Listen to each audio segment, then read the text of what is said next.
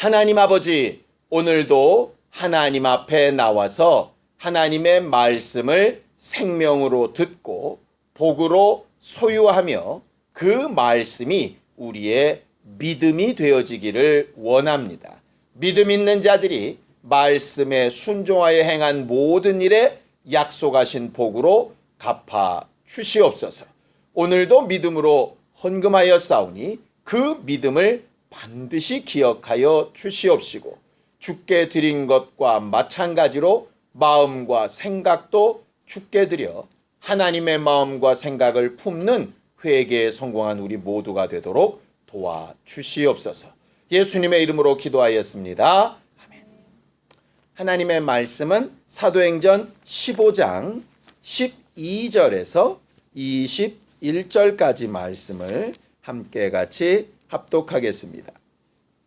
사도행전 15장 12절에서 21절까지 말씀을 함께 같이 합독하겠습니다. 함께 읽습니다. 시작.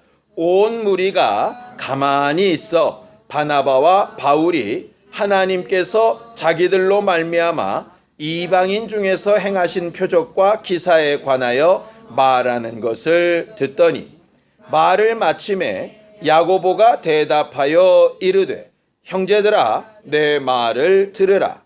하나님이 처음으로 이방인 중에서 자기 이름을 위할 백성을 취하시려고 그들을 돌보신 것을 시므온이 말하였으니 선지자들의 말씀이 이와 일치하도다. 기록된 바 이후에 내가 돌아와서 다윗의 무너진 장막을 다시 지으며 또 그 허물어진 것을 다시 지어 일으키리니, 이는 그 남은 사람들과 내 이름으로 일컬음을 받는 모든 이방인들로 주를 찾게 하려 함이라 하셨으니, 즉 예로부터 이것을 알게 하시는 주의 말씀이라 함과 같으니라. 그러므로 내 의견에는 이방인 중에서 하나님께로 돌아오는 자들을 괴롭게 하지 말고, 다만 우상의 더러운 것과 음행과 목매어 죽인 것과 피를 멀리하라고 편지하는 것이 옳으니, 이는 예로부터 각 성에서 모세를 전하는 자가 있어 안식일마다 회당에서 그 글을 읽음이라 하더라. 아멘. 세상의 모든 일에는 기초가 되는 것들이 있습니다. 우리나라 대한민국이라고 하는 이 나라의 가장 큰 기초가 뭔지 혹시 아세요? 우리나라를 나라 되게 하는 가장 큰 기초, 헌법입니다. 헌법. 얼마 전에 제헌절이었죠. 우리가 일평생 살면서 헌법을 이렇게 찾아보거나 읽어보는 예가 아마 없을 겁니다. 그럼에도 불구하고 우리나라를 나라 되게 하는 가장 큰 기초는 헌법입니다. 그 헌법을 통해서 여러 가지 법들도 나왔고요. 그 법이 파생되어서 우리가 사는 이런 생활의 모든 기초들이 되어진 것이거든요. 그것의 뿌리를 찾아가면 결국 헌법이 그 기초가 되는 겁니다.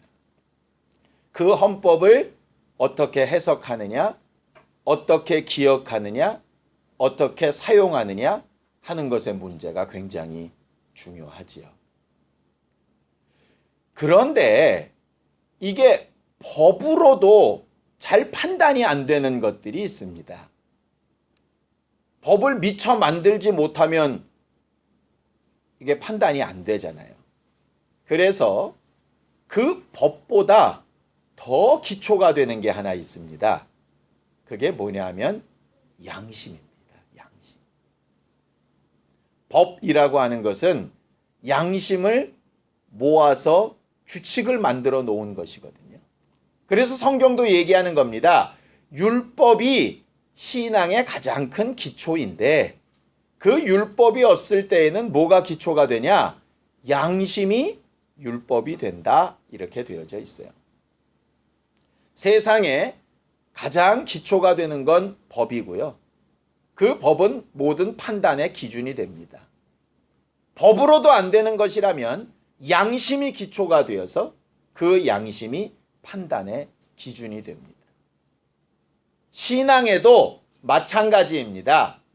법이라고 하는 게 있습니다. 우리 교회에도 정관이라고 하는 법이 있습니다. 그런데 그 정관이라고 하는 법이 뭐를 뛰어넘지 못하느냐? 신앙 양심을 뛰어넘지 못해요. 법으로 정해져 있어도 신앙 양심상 이건 아니다. 그러면 그 법을 고쳐서라도 제대로 된 방향으로 가야 하는 것이죠. 신앙 양심은 어디서 오느냐? 말씀에서 옵니다. 일반 양심은 어디서 오느냐? 도덕에서 오죠.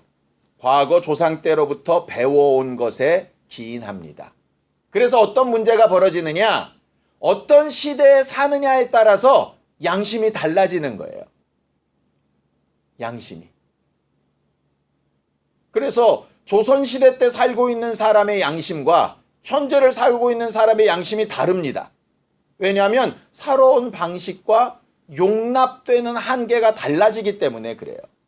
일반 양심의 문제는 뭐냐면 그때그때 다르다는 거예요. 사람마다 또 다르다는 거예요. 그러니까 어떤 사람은 법을 무시하고도 자유하고 어떤 사람은 법상으로는 문제가 없는데도 양심에 거르쳐서 목숨을 끊기도 하고 뭐 이런 상황들이 벌어지게 되는 겁니다.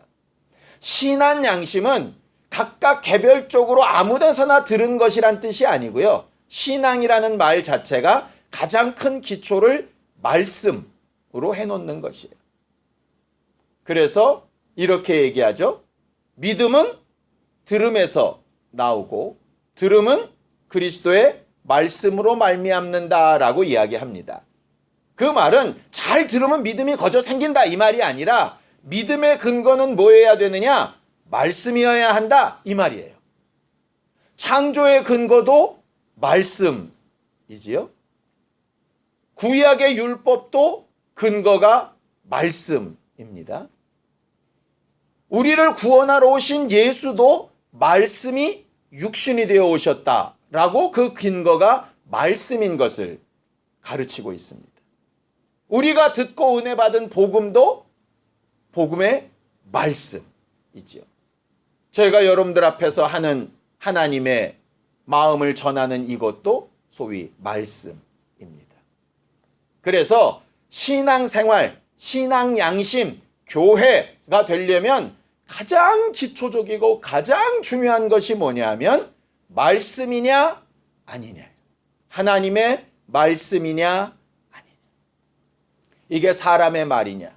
우리가 정한 규칙이냐 하나님의 말씀이냐. 사람의 말은 다 무시해도 된다 그런 말 아닙니다. 우리가 정한 규칙은 다 함부로 해도 된다 이런 얘기 아닙니다. 사람의 말도 어른의 말이 중요하고 리더의 말이 중요하죠. 그러나 그 리더의 말이나 사람의 말, 심지어 목사의 말도 뭐로 검증이 돼야 되느냐? 하나님의 말씀으로 검증이 돼야 되는 거죠. 우리가 정한 규칙도 하나님의 말씀으로 검증이 돼야 하는 겁니다. 결국 우리가 믿음에 있는가는 뭘로 검증하느냐? 내가 이렇게 해왔다로 검증하는 게 아니라 남들도 다 이렇게 한다로 검증되는 게 아니라 하나님의 말씀에 뭐라고 되어져 있는가가 가장 중요한 거죠. 많은 범죄자들이 이런 말을 하죠. 나만 이렇게 사는 게 아닌데 왜 나만 갖고 그래?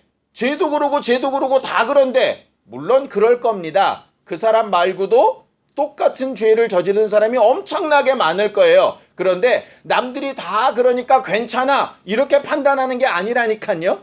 남들은 그렇게 살든 안 살든 그건 그들이 책임질 일이고 너는 법 앞에서 어떠냐 이렇게 판단을 하잖아요. 그것처럼 다른 교회도 다 그러는데 누구도 그러는데 남도 그러는데 지금까지 그래 왔는데 는 하나도 중요한 게 아니고요. 그렇게 해온 것이 하나님의 말씀에 어떤가 이게 가장 중요한 문제인 거죠. 우리는 신앙이라고 하는 것이 하나님의 말씀에서 출발하는 믿음이라는 건 지식적으로 너무 잘 알고 있습니다. 그런데 실제로 우리의 믿음이 진짜 그렇게 말씀을 근거로 하고 있는가는 잘 확인을 안 해보는 경향들이 있거든요. 오늘 우리가 또 봐야 되는 그 예루살렘 회의 안에서 하나님의 말씀이라고 하는 것이 어떤 의미를 가지는가 하는 것을 좀 봤으면 좋겠습니다. 하나님은 하나님이 입으로 하신 약속, 그 말씀은 최후의 확정이다 이렇게 말하고 있어요. 무슨 얘기냐면 이 세상에 법이 제일 많아도 헌법재판소가 마지막이다 이렇게 말하는 것과 똑같은 거예요. 거기에 결정을 다른 법이 뒤집을 수가 없다 이 말이에요. 자, 성경을 보죠. 히브리서 6장 16절 17절입니다. 히브리서 6장 16절 17절입니다. 함께 합독하겠습니다. 히브리서 6장 16절 17절 함께 읽습니다. 시작. 사람들은 자기보다 더 큰 자를 가리켜 맹세하나니 맹세는 그들이 다투는 모든 일의 최후 확정이니라. 하나님은 약속을 기업으로 받는 자들에게 그 뜻이 변하지 아니함을 충분히 나타내시려고 그 일을 맹세로 보증하셨다 이렇게 되어져 있어요. 이 말은 뭐냐? 하나님의 말씀은 그저 흘러가는 바람 소리가 아니라 약속이고 맹세다. 하나님의 약속과 맹세는 너희들이 아는 것처럼 모든 판단의 최후의 확정이다 이렇게 얘기하는 거죠. 사람들끼리 의견이 달라서 이렇게 저렇게 싸울 때 하나님이 약속하시고 하나님께서 맹세하신 말씀은 최후의 결론이다 이 말이에요. 그걸 인정하는 게 신앙인입니다. 형제들이 이렇습니다. 형하고 동생하고 막 싸웁니다. 네가 옳다 내가 옳다 막 그러는데 아버지가 형이 옳아 끝인 거예요. 그거를 인정하면 가족 구성 요원이죠. 인정하지 않으면 가족 구성 요원이 아닐 거예요. 그걸 인정하냐 안 하냐. 믿는다라고 하는 것은 결국 뭐냐면요. 믿음은 내 마음에 드는 것이 되어질 줄로 믿습니다가 아니라 믿음은 내가 바라는 것이 이것도 있고 저것도 있고 많은데 하나님의 말씀에 A다라고 한다면 A가 옳다라고 인정하는 게 믿음이에요. 그래서 이게 쉽지 않은 거예요. 내 생각을 확 꺾을 수 있는 게 사실은 믿음이거든요. 왜? 어떤 사람이 소리를 듣습니다. 너는 이 음식을 먹어야 좋대. 그런데 아무도 그런 얘기를 해도 안 들어요. 그런데 자기가 믿는 사람이 얘기를 했더니 그래? 그러고 금방 먹는 거예요. 그 믿는다라는 게 뭐냐? 그거예요. 내 생각을 꺾고 그가 옳다라고 인정하는 거. 이게 믿음이에요. 믿음은 믿습니다가 아니고요. 내가 가진 생각을 송두른 채 바꿔서라도 저가 옳다라고 인정하는 게 그게 믿음이에요. 하나님께서 원하시는 믿음이 그거라고요. 그러니까 하나님의 말씀, 그 약속은 내가 지금까지 40년 동안 신앙생활을 이렇게 해왔는데 이 말씀이 옳다라고 이걸 바꾸는 거예요. 예를 들어 과거에 할아버지 때부터 유교 사상에 쩌들어서 1년에 제사를 수십 번씩 지내던 사람이 갑자기 예수를 믿고 이게 진리라고 인정하고 이 삶을 뒤바꾸는 거예요. 이게 믿음이잖아요. 그런데 수십 년 동안 제사는 지내왔으니 제사는 계속 지내면서 내가 하나님은 믿는다라고 얘기한다면 여러분들은 뭐라고 얘기하실래요? 그 뭔 믿음이 그러냐? 라고 얘기하시지 않겠습니까? 왜? 분명히 귀신에게 제사하지 말라고 하셨는데 이건 해왔으니 어쩔 수 없고 내가 믿기는 믿겠다고 얘기한다는 거죠. 말도 안 된다고 생각하시죠? 그렇다면 여러분들의 버릇은 어떻습니까?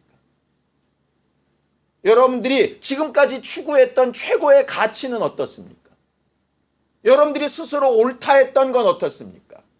이방이 아니라 교회 안에 들어와서 살아왔던 방식은 어떻습니까? 사실은 똑같거든요. 그런데 우리는 그걸 똑같다고 생각을 안 하는 거예요. 40, 50년 동안 유교로 제사했던 걸 하면서 신앙생활하는 거 에이 저러면 안 돼 이렇게 얘기하면서 20, 30년 동안 잘못 신앙생활해 온 스타일은 그대로 두고 나는 믿는다고 얘기하는 것과는 전혀 다른 본질이라고 자꾸 착각을 하는 거예요. 믿음은 옳다고 여기는 것 때문에 내 것을 꺾고 바꾸는 거예요. 그게 믿는 거예요. 먹기 싫은데 그 사람의 말을 믿고 먹는 습관을 바꾸는 게 믿음이지, 믿는다고 말은 하는데 먹는 습관이 안 바뀌는 건 그건 믿음이 아니죠. 믿는다고 말을 하는 거죠. 결국 이 얘기입니다. 믿음은 하나님의 말씀이 최후의 권위가 있느냐 이 말이에요.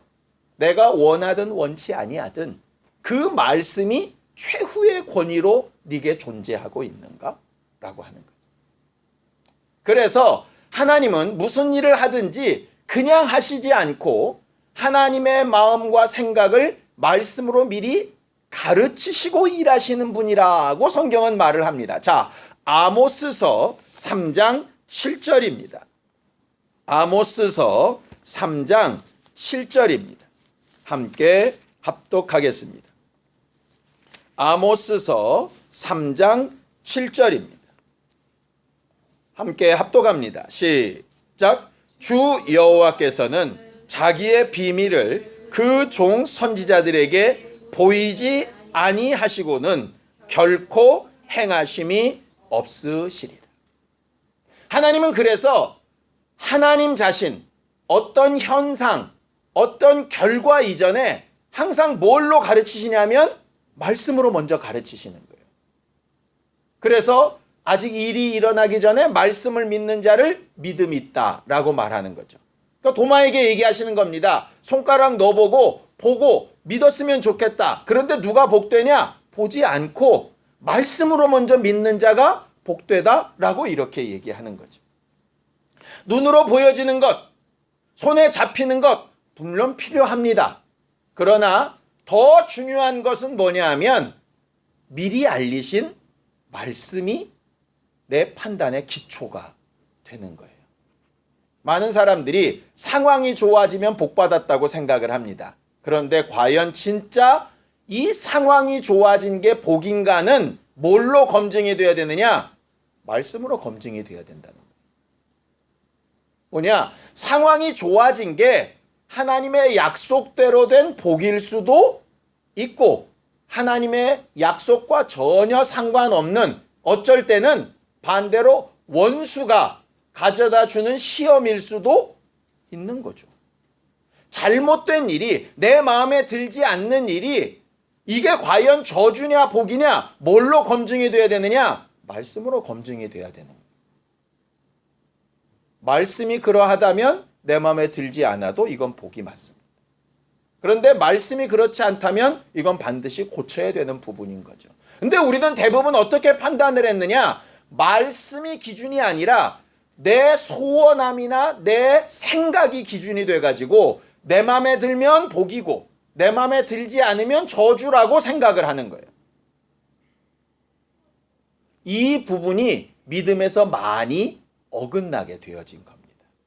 그래서 보는 것 중요하고 체험하는 것 중요하고 손에 잡는 것 굉장히 중요한데 그럴 때마다 항상 우리 안에 있어야 될 믿음은 뭐냐 하면 이것의 근본이 과연 어디서 출발했는가 하는 것이에요.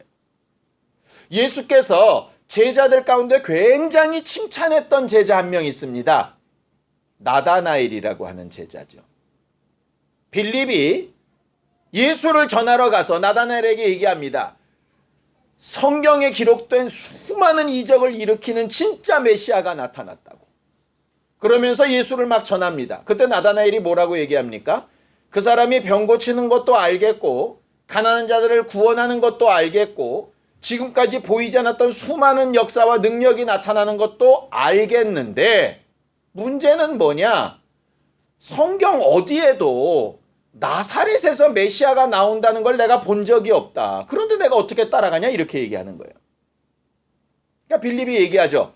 오케이. 나사렛이라는 말은 없는데 다른 말씀들은 이루어지고 있잖아. 그러니까 네가 와서 직접 확인해 봐야 되지 않겠어? 라고 확인을 하는 거죠.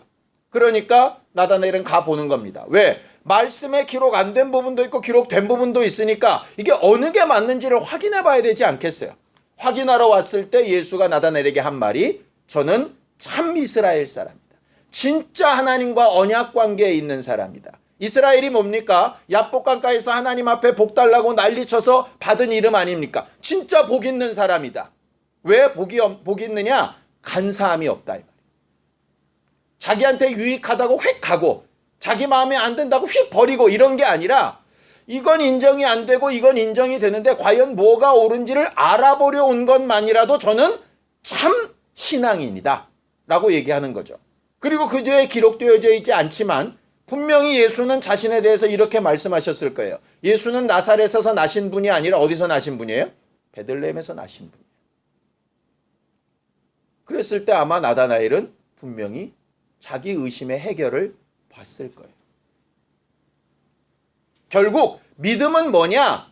기록된 말씀대로 되는 것과 그렇지 않은 것 사이에서 과연 어느 것이 진짜냐를 제대로 찾아가는 것. 나다나엘처럼 찾아가는 게 그게 진짜 믿음입니다. 근데 대부분 어떻게 하느냐? 귀찮으니까.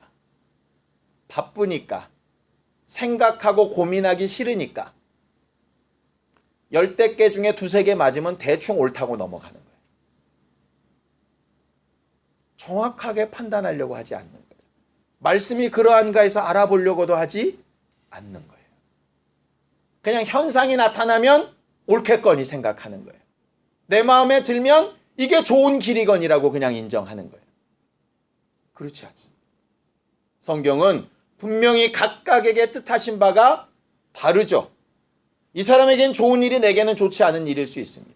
하나님께서 내게 각각 성령을 주셔서 각각 깨닫게 하시고 말씀을 찾아가게 하신 이유를 깨닫고 알아야 하는 거예요. 그래서 함부로 비난할 수도 없고 함부로 판단할 수도 없고 내게 좋은 것이라고 함부로 강요할 수도 없고 내게 나쁜 것이라고 틀렸다고 말할 수도 없어요. 그게 예수께서 베드로에게는 이런 죽음으로 죽겠고 요한에게는 다른 계획이 있으니 그 부분에 있어서만큼은 서로 노타치라고 말씀하시는 것과 마찬가지. 자, 성경으로 본문으로 돌아가 보겠습니다. 자, 성경에 돌아가면 12절입니다. 함께 읽습니다. 시작. 온 무리가 가만히 있어 바나바와 바울이 하나님께서 자기들로 말미암아 이방인 중에서 행하신 표적과 기사에 관하여 말하는 것을 듣더라 그랬습니다. 지난주에 봤을 때는 베드로가 나섰죠. 베드로가 나서서 고넬료 집안에 있었던 상황을 너희가 다 알고 있지 않느냐. 그러니까 이방인들도 경건하고 하나님을 경외하는 자들이라면 율법과 상관없이 이미 신앙인으로서의 삶을 살고 있는 것에 뭘 더 이상 다른 걸 요구를 하냐. 복음은 어떤 규칙이나 법칙이나 제한을 두려고 하는 게 아니라 복음은 신한 양심을 가지고 자기가 어떻게 하나님 앞에 살아야 될지를 미리 아는 것이다.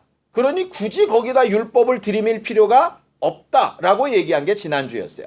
그 전주에는 바리새인 사람들이 예수를 믿어도 그래도 법을 가르쳐서 최소한 이 정도는 지켜야 돼. 이렇게 해야 된다고 주장을 했고 베드로는 복음이라고 하는 것은 행동 없이 믿는 게 아니라 애시당초부터 신앙 양심을 가지는 거다. 그러니 그 신앙 양심을 잘 가질 수 있도록 해야 되는 거다. 이렇게 얘기했어요.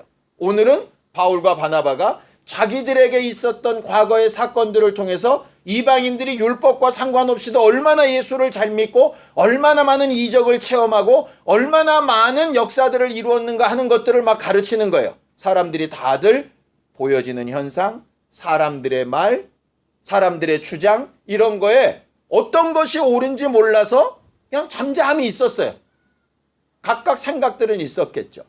그럴 때 갑자기 등장한 사람이 누구냐면 야고보입니다.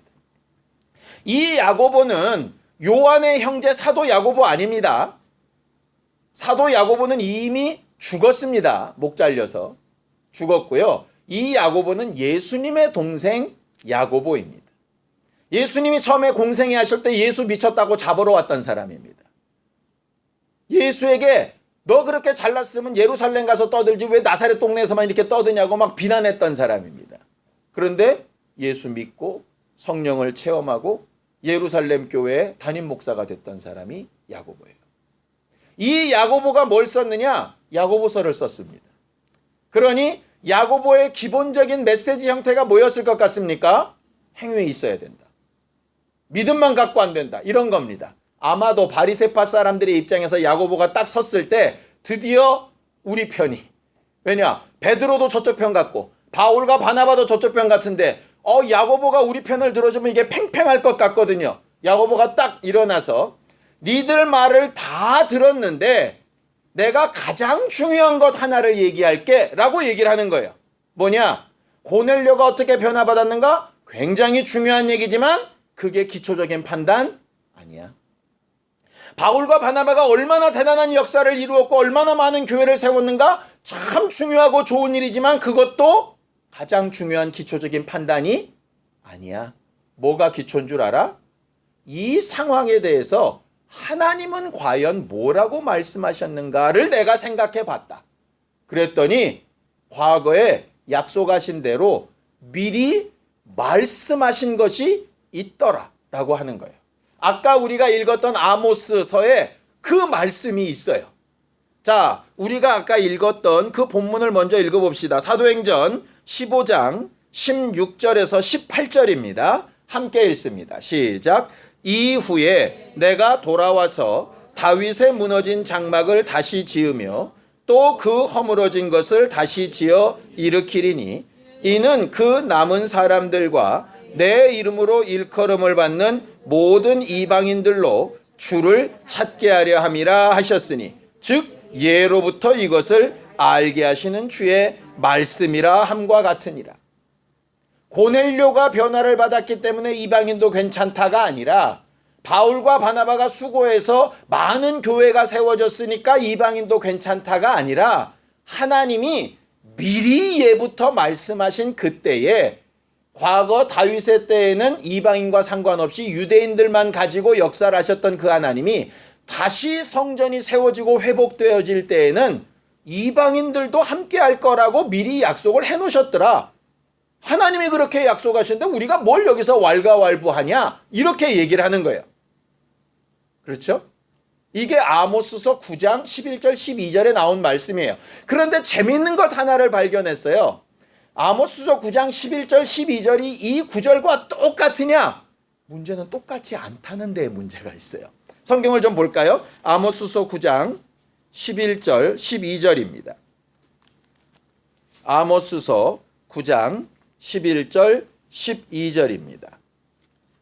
함께 합독합니다. 시작. 그날에 내가 다윗의 무너진 장막을 일으키고 그것들의 틈을 막으며 그 허물어진 것을 일으켜서 옛적과 같이 세우고 그랬습니다. 여기까지는 단어는 좀 달라도 내용은 같아요. 그렇죠? 그런데 문제는 12절입니다. 함께 읽습니다. 시작. 그들이 에돔의 남은 자와 내 이름으로 일컫는 만국을 기업으로 얻게 하리라. 이 일을 행하시는 여호와의 말씀이니라 그랬어요. 사도행전에는 뭐라고 되어져 있느냐? 남은 자들과 내 이름으로 일컬음을 받는 모든 이방인들로 주를 찾게 하려 한다 이렇게 되어 있습니다. 뭐라고 되어 있냐? 남은 사람들, 율법에서 누락되어진 사람들이란 뜻입니다. 율법을 함께 받았으나 율법으로 살 수 있는 상황이었으나 사실은 율법에서 어그러진 사람들이란 뜻이에요. 또 이방인들은 떠난 사람들, 완전히 다른 사람들이란 얘기죠. 그런데 여기 아모스서에는 에돔의 남은 자와 내 이름으로 일컫는 만국이 기업으로 얻게 되리라 이랬어요. 무슨 얘기냐면 이스라엘이 잘 되어져서 에돔도 지배하고 세계 만국도 지배하리라가 아모스서의 말씀이에요. 성경을 좀 잘 읽으시면 좋을 것 같은데 여기는 이방 사람들이나 에돔 사람들이 예수를 믿는다 이런 뜻이 아니고요. 이스라엘이 성전을 다시 짓고 에돔과 만국 사람들을 지배하게 될 거다. 그들을 기업으로 받게 될 거다. 이런 말씀이에요. 그러니까 이스라엘 중심으로 기록된 말이 아모스서예요. 그런데 지금 여기 사도행전은 야고보가 이 말씀을 어떻게 해석을 하느냐? 그 말씀은 나중에 이스라엘이 강대하게 되어져서 유대교회로 전부 다 끌어들인다는 얘기가 아니라 그 이방인들과 남은 자들이 다 예수를 찾고 주를 믿게 된다는 말씀이다 라고 해석을 하는 거예요. 저는 여기서 굉장히 재밌는 거 하나를 발견을 한 거죠. 아까 나다나엘 말씀을 드렸습니다. 나다나엘이 왜 예수를 의심했죠? 성경에 나사렛이라고 하는 단어가 없어서예요. 우리가 흔히 말씀대로 말씀이 기초다, 말씀이 가장 최고의 권위다 이렇게 생각할 때 오해하는 것이 뭐냐면 말씀에 어떤 단어가 있냐 없냐, 말씀에 그 구절이 있냐 없냐로 보통 판단을 합니다. 그렇죠? 그런데 이런 경우가 있거든요. 아까 그 예수 그리스도 나사렛 사건처럼 예수는 나사렛 사람으로 알려져 있지만 실제로 나사렛 사람이 아닌 경우가 있잖아요. 그렇죠? 그리고 어떤 경우는 하나님께서 나를 시험해봐라 이렇게 하셨는데 실제로 그건 시험해보라는 얘기가 아닌 경우도 있잖아요. 그렇죠? 그러니까 문자주의라고 그래요. 그거를 문자주의. 성경에 그 단어가 없으니 괜찮다. 예를 들어서 술은 성경에 단어가 있는데 담배는 단어가 없으니 그건 상관없다. 그럼 마약도 상관없죠. 그죠? 화투도 상관없잖아. 포카도 상관없죠. 마작도 상관없잖아. 뭐 이렇게 되는 거예요. 그러니까 문자주의가 얼마나 무섭냐면 그 단어가 있냐 없냐 이게요. 그러니까는 만약에 야고보가 아모스에 있는 그 말씀을 그대로 갖고 오면 이 말이 어떻게 해석이 되는지 아세요? 이거 봐라. 유대인들이 이방인들을 다 지배한다는 얘기 아니냐. 그러니 율법으로 가야지. 이렇게 될 수 있는 구절도 될 수 있단 말이에요. 이 말이. 그런데 왜 야고보는 이렇게 해석을 했을까? 결과적으로 성전을 회복하는 건 이스라엘 사람들이 아니라 누구냐면 예수세요.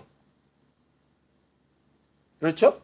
예수가 얘기하시잖아요. 이 성전을 헐어라. 니들이 46년 동안 지은 성전 필요 없다. 헐어라. 내가 다시 짓겠다 하신다고요. 회복하시는 분은 누구냐? 예수세요. 그럼 주인이 되는 것도 누구냐? 이스라엘이 아니라 예수세요. 야고보는 뭐가 중요했냐? 하나님의 말씀의 중심에 누가 있냐면 예수가 있는 거예요. 과거에는 예수를 몰랐기 때문에 다 그걸 유대인으로 해석을 했고 그것을 예수를 몰랐기 때문에 다 이스라엘로 해석을 했는데 궁극적으로 하나님이 말씀하고 싶으셨던 건 그 이스라엘, 그 유대인들을 소유하시는 예수를 말하고 싶은 거예요. 이걸 알게 하시는 분이 누구냐? 성령이시거든요.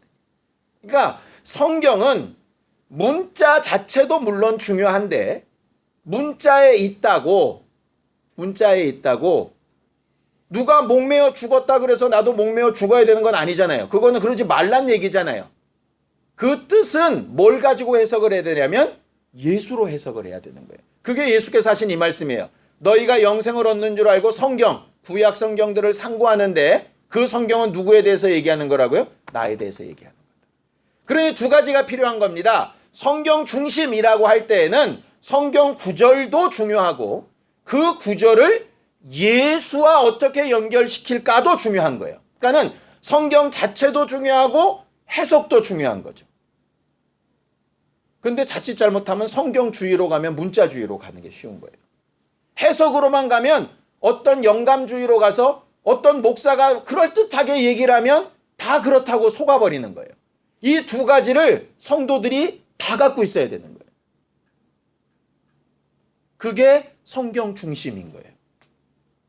과거에 하나님이 어떻게 약속하셨는가? 그때는 어떤 상황에서 말씀하셨는데 지금은 이 말씀을 그럼 예수 안에서 어떻게 적용시켜야 할까? 이렇게 얘기하는 거예요. 그러니까 야고보가 얘기하는 겁니다. 수많은 율법 가운데 왜 하필이면 이 네 가지일까? 이 네 가지가 다 어디에 해당되는 것이냐면 첫 번째는 우상 숭배에 해당되는 거고요. 두 번째는 가정을 깨는 데 해당되는 거예요. 첫 번째가 뭡니까? 우상 숭배하지 말아라. 그거는 하나님과의 관계를 정면으로 깨는 거잖아요. 예수가 하신 일의 첫 번째가 뭐냐면 하나님을 알게 하고 하나님과의 관계를 회복하는 일이니까 그걸 어긋나게 하는 건 율법이라서 하는 일이 아니라 이거는 근본적으로 생명에 관련된 일이에요. 그러니까 율법과 상관없이 우상숭배는 안 돼 하는 거예요. 음행은 왜 안 되느냐? 가정을 깨는 일은 생명의 근원을 깨는 일과 똑같은 거예요. 그래서 우상숭배도 음행이고 가정에서 육체로 음행하는 것도 음행이에요. 음행은 하나님이 짝져주신 가정도 깰 수 있을 만큼 파괴력이 큰 거예요. 그러니 이건 율법으로 해결하는 문제가 아니라 이건 신앙 양심의 기본 중의 기본인 거죠. 그러니 우상숭배와 음행은 같은 거예요. 거기에 목매어 죽인 것과 피를 먹는 것도 우상숭배와 연관이 있고 그것들이 실질적으로 그 당시에 우상숭배하는 내용들에 다 포함이 되는 거죠. 왜냐? 예수의 피를 귀히 여겨야 될 자들이 피를 값어치 없게 자기를 위해서 함부로 쓰는 것에 대해서 하나님께서 전혀 용납하지 않으시는 거예요. 결과적으로 이들이 내세운 네 가지 조건은 그 조건의 행동을 지금 얘기하려고 하는 게 아니고요. 그 의미는 간단합니다. 하나님과의 관계 깨트리지 말고 사람과의 관계 깨트리지 말고 예수의 보혈을 값어치 없이 받지 말고 그 예수의 보혈과 그 피의 능력을 너를 위해서 함부로 쓰지 말고 이 얘기예요. 아모스서 말씀을 기억해서 그 말씀을 예수 안에서 어떻게 해석할까를 분명히 알고 그 말씀으로 검증해낸 사람이 누구냐면 야고보예요. 여기에 다른 어떤 사람도 의견을 제시하지 못하는 거예요. 그렇기 때문에 베드로가 한 일도 옳다 인정함을 받는 거고 바나와 바울이 한 일도 옳다 인정함을 받는 거예요. 그 말씀이 없이 이렇게 능력이 많이 나타났으니 그건 검증이 되지 않은 거예요. 좋아 보이기는 하는데 검증이 안 된 거죠. 여러분들 제약회사가 약을 만듭니다. 약을 만들어서 분명히 굉장히 많은 돈을 들여서 굉장히 훌륭한 약을 만들었는데도 바로 팔지 못합니다. 검증을 받아야죠. 그 검증 기간이 꽤 오래 걸립니다. 그래야 비로소 그 다음에 팔 수가 있어요. 믿음은 검증을 받아야 하는 거예요. 그걸 위해서 성령을 보내신 거예요. 목사의 말도 여러분들이 검증을 하셔야 되는 거예요. 참 좋다. 그 다음에 검증을 해야죠. 그게 없으면 여러분들은 자칫 잘못하면 사람의 말을 듣는 사람이 될 수가 있어요. 굉장히 큰 이적이 일어났다. 너무 좋죠. 그런데 그 이적만 따라가다 보면 떡 먹고 배불러 예수를 쫓다가 자기 마음에 안 드니까 예수를 십자가에 못 박으라고 하는 사람으로 변질될 수도 있어요. 예수께서 칭찬하셨던 사람 나다나엘을 좀 기억했으면 좋겠습니다.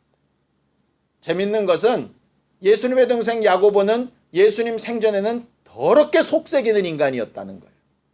그런데 예수가 죽고 부활하신 이후에는 누구보다도 심지어 예수 그리스도의 사도들보다도 말씀으로 믿음을 검증하는 일에 굉장히 익숙했던 거룩한 사람인 거죠. 아마 이래서일지 몰라요. 자기 형이잖아요. 너무 가깝잖아요. 감정적으로도 여러 가지로도 쉽게 동화될 수 있잖아요. 그러니 더 정확하고 더 분명하게 말씀으로 분별해 보려고 애썼을 것 같아요. 그게 성령이 주신 마음이었을 것 같아요.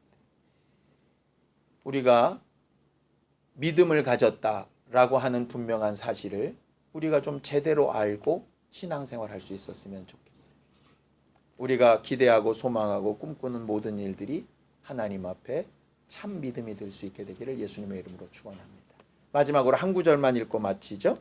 히브리서 4장 2절입니다. 히브리서 4장 2절입니다. 함께 합독하겠습니다. 함께 읽습니다. 시작. 그들과 같이 우리도 복음 전함을 받은 자이나 들은 바 그 말씀이 그들에게 유익하지 못한 것은 듣는 자가 믿음과 결부시키지 아니하니라. 똑같은 장소에서 똑같은 하나님의 말씀, 똑같은 복음을 듣고도 어떤 사람은 유익하고 어떤 사람은 유익하지 않다는 거죠. 유익한 건 뭐냐? 증거가 나타나서 반짝반짝해진 게 유익했다는 뜻이 아니라 믿음으로 응답하는 거예요. 믿음으로 검증이 된다는 거예요. 그 말씀이 자기의 삶 가운데서 검증이 되는 거예요.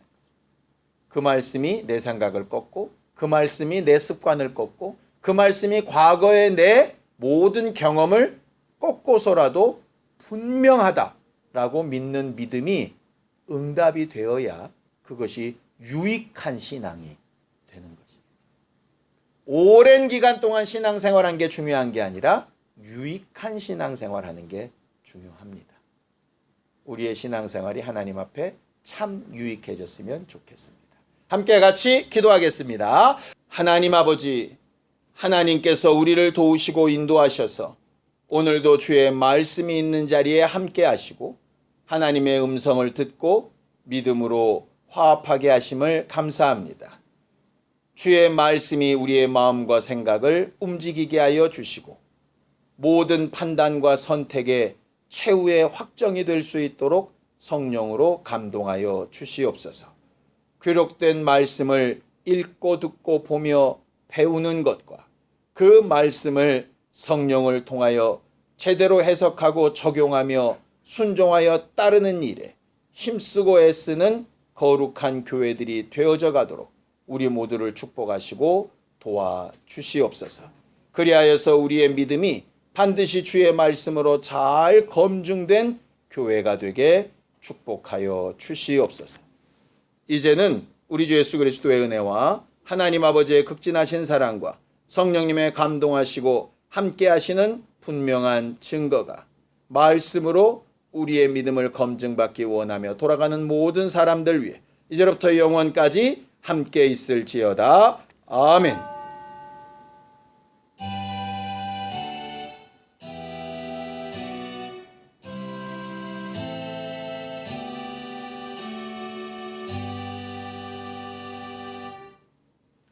우리 예배 받으신 하나님 앞에 감사 한번 끝내겠습니다. 수고하셨습니다. 감사합니다.